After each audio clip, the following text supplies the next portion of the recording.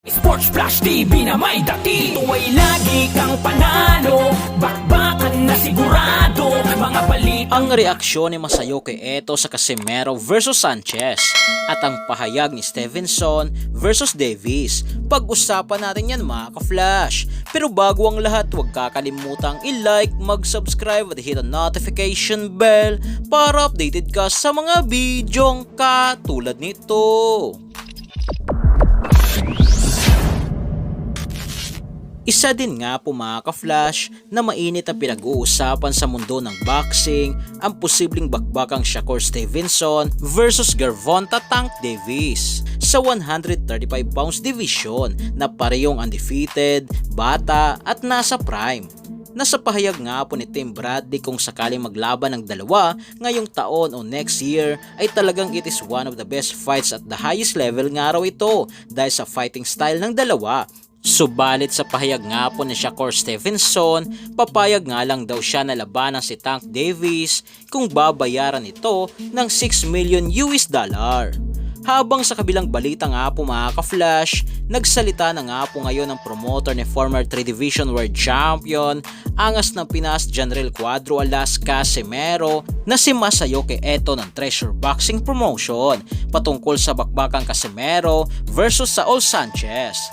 Paliwanag nga po nito na plano nga po nila talagang ikasa ang Casimero versus Marlon Tapales o di kaya'y Casimero versus Luis Nery. Subalit mabagal nga pong sumagot ang kampo ng dalawa na walang malinaw na sagot nang nakikita nga raw niya dito na dahilan kung bakit matagal silang sumagot ng oo. Ito ay dahil sa ayaw talaga nilang labanan si Casimero. Kaya dahil dyan ay bumalik nga raw sila sa unang opsyon na si Saul Sanchez na walang takot na labanan ang angas ng Pinas na hindi nagdadalawang isip na pumirma agad sa kontrata.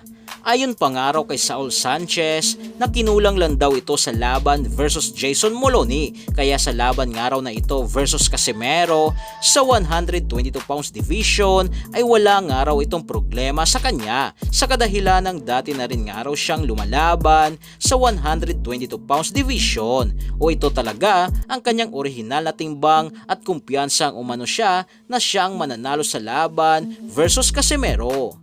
Sa reaksyon nga po ni Masayoke Eto sa Casimero versus Sanchez, ayon sa kanya, I think it will be a good match at ang nakikita nga doon niya dito na gagawin ni Sanchez o magiging taktika ay babanat nga ito sa second half ng laban o round 6 to round 12 at kung hindi nga raw dito magsiseryoso si Casimero ay may posibilidad na si Saul Sanchez ang mananalo sa laban kaya ang kailangan nga raw dito ni Casimero ay mag-ensayo ng mabuti at paghandaan ng husto si Saul Sanchez.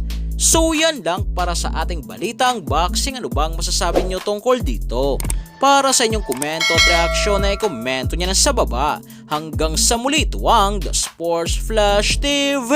Sports Flash TV na may dati. Tuwa'y lagi kang panalo, bakbakan na sigurado, mga balitang boxing. Ito laging bago, balitang boxing, laban na kasado.